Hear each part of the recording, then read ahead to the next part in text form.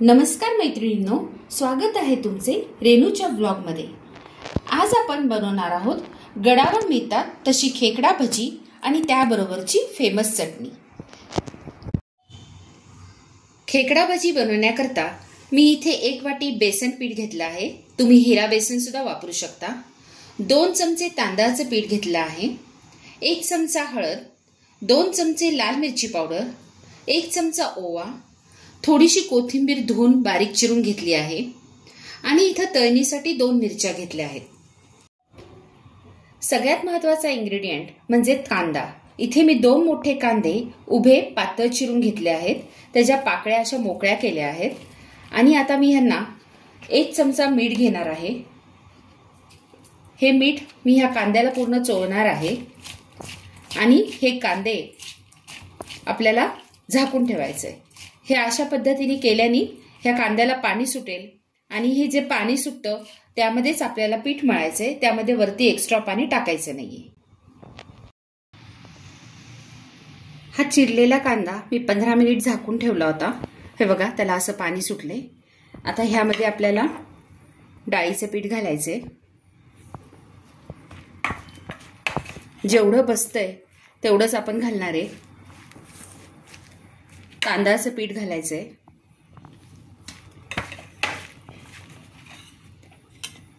लाल तिखट, हळद आणि ओवा।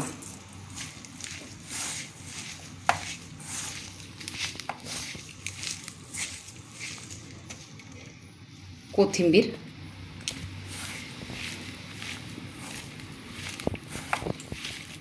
काही जण ह्यामध्ये मिरच्या चिरून सुद्धा घालतात। जर आपल्या गडावर सारखी भजी बनवायची असेल तर गडावरच्या भज्यांमध्ये लाल तिखट असतं।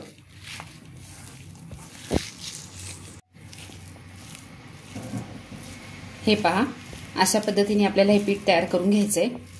आता हे अशीच भजी आपल्याला तेलात सोडायची। मी गॅसवर कढई ठेवली आहे, तेल गरम झालंय। आता ही भजी मी त्यामध्ये सोडते।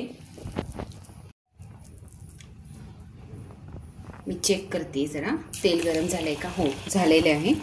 आता अशा पद्धतीने आपण ही भजी थोडी थोडी सोडायची त्यामध्ये। ही अशीच सोडली जातात।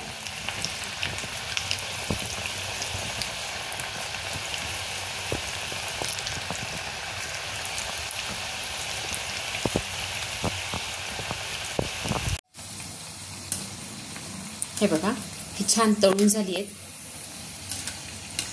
त्यांना छान तांबूस कलर आलाय। आता मी ही काढून घेते।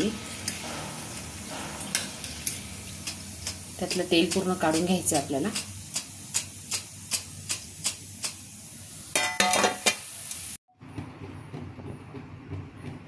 चटणीकरिता मी 1 मोठा कांदा बारीक चिरून घेतला आहे। मीठ आणि थोडी लाल मिरची पावडर घेतली आहे। ही सगळी लाल मिरची पावडर मी ह्यात घालणार आहे। ती भजीची जी चटणी असती ती तिखटच असती आणि चवीनुसार मीठ टाकणार आहे। हे सगळं मिक्स करून घेणार आहे आणि जी आपण भजी तळली त्या भजीचं जे तेल असतं ते उकळतं तेल आपल्याला ह्या कांद्यामध्ये सोडायचंय। 1 चमचा घ्यायचंय आणि ते तेल हे बघा अशा पद्धतीने आपल्याला त्यात सोडायचंय।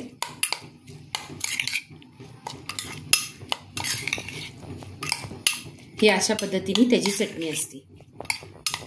तुम्हाला जर मानवत असेल तर तुम्ही अजून तिखट टाकू शकता।